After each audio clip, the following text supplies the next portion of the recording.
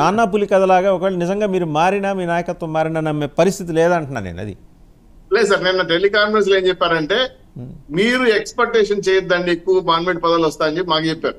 అంటే పార్టీ నాయకులకి, ఎందుకంటే ఆల్రెడీ జనసేన తెలుగుదేశం పార్టీ నాయకులు మనతో ఉన్నారు, వాళ్ళకి షేరింగ్ ఎక్కువ ఉంటది, ఎక్కువ ఎక్స్పెక్ట్ చేయొద్దని చెప్పి మమ్మల్ని కన్విన్స్ చేశారు. దాని ఆధారిత మీకు చెప్తాను, ఎందుకంటే మేము ఒక అడుగు తగ్గి వాళ్ళకి ఒక అడుగు ఇవ్వాలనే ఆలోచనతోనే పైన పెట్టాలని. ఈ 5 ఏళ్ళు త్యాగరాజులు మీరే, సార్ ఈ 5 ఏళ్ళు త్యాగరాజులు మీరే.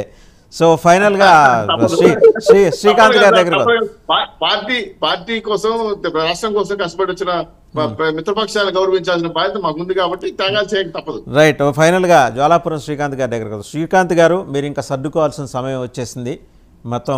అంటే మీరు అంటే వీళ్ళు ఎంత కలిసిగట్టుగా ఎన్ని రకాలుగా మాట్లాడినా కూడా చాలా కలిసిగట్టుగానే ఉన్నారు. వాళ్ళ మాటల్లోనే ఆ విశ్వాసం కనిపిస్తోంది.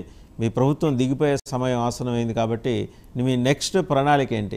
రేపొద్దున ప్రధానమంత్రి మోదీ చిలకలూరుపేటలో అడుగు పెట్టడం దగ్గర నుంచే కౌంట్ డౌన్ స్టార్ట్ అవుతుందని చెప్పేసి వీళ్ళు అంటున్నారు. మీ ప్రభుత్వం count down. Please okay 1 minute మా లైన్ వాడమనండి.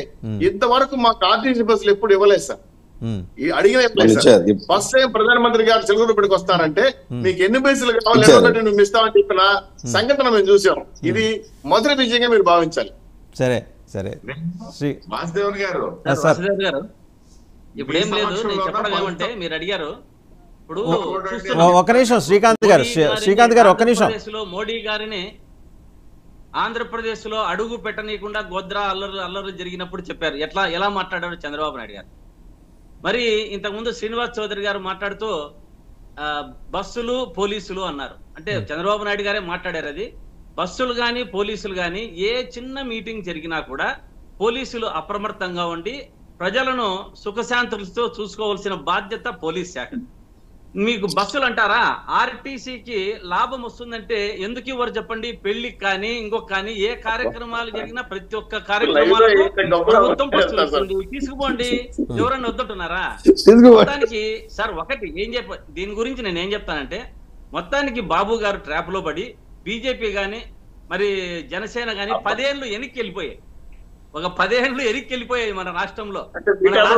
ఇప్పుడు కూడా బీజేపీకి జనసేనకి వాళ్ళకు నాయకులు లేరు, నిలబడడానికి ఇది లేదు, అంటే నిలబడేంత స్థాయి నాయకులు లేరు, నిలబడినా గెంటలేరు. కానీ ఇటువంటి పరిస్థితుల్లో బీజేపీని తీసుకొని వచ్చారు. మనం చూస్తున్నాం మోడీ గారిని 96 నుంచి చూస్తున్నాం. 96 మన ఎన్డీఏతో ఉన్నప్పుడు కలిశారు.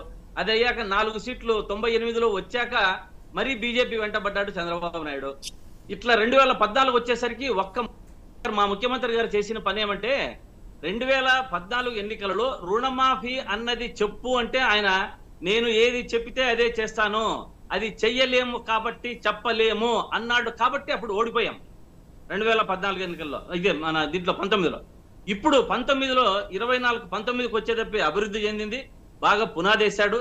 ఇప్పుడు 2000 సంక్షేమ పథకాలే ముందుగా తీసుకెళ్తాం అని చెప్పి మరి మీకు తెలియజేస్తున్నా. Right, thank you Jwalapuram Srikanth గారు, శ్రీనివాస్ చౌదరి గారు, మెరుపుల మహేష్ గారు, తిరుపతిరావు గారు, అందరికీ ధన్యవాదాలు. సో ప్రధానమంత్రి కోసం సిద్ధమవుతున్న సభాస్థలి చిలకలూరుపేటలో వైసీపీ ఫేట్ని మార్చబోతోందని చెప్పేసి తెలుగుదేశం చాలా బలంగా విశ్వసిస్తోంది. భూమి పూజ కూడా చేసుకుంటున్నారంటే ఎంత కాన్ఫిడెంట్గా ఆ కూటమి ఉంది అని చెప్పడానికి. అలాగే మేము కలిసే ఉన్నాము, మేము ముగ్గురం కూడా 175 సీట్లలో పోటీ చేస్తున్నాం.